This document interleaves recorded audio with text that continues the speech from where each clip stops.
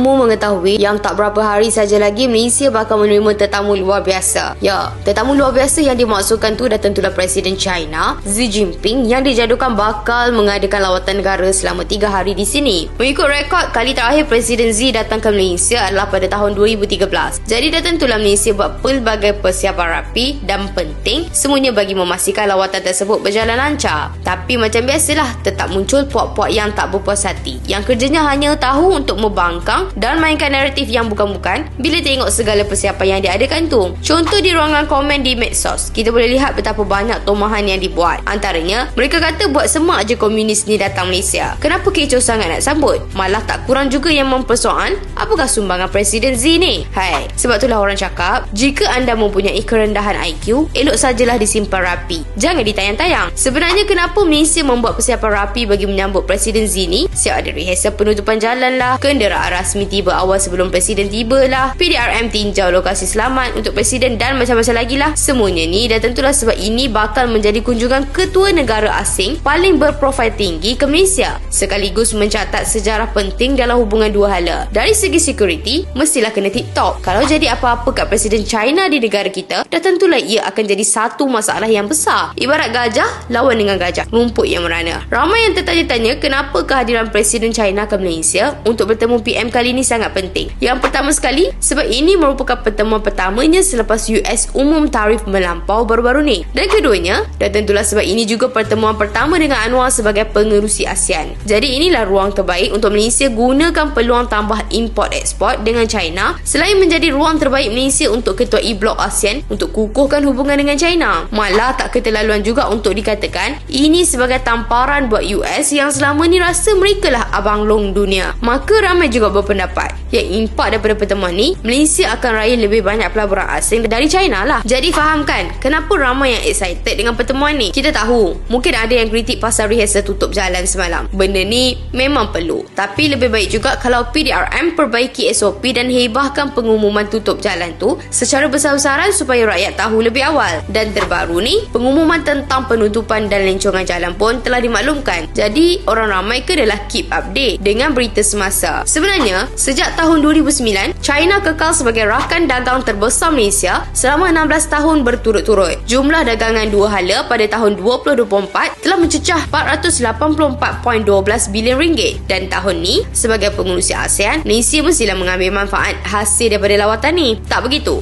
Jadi kepada puak-puak pembangkang, sudah-sudahlah cipta naratif jahat anda.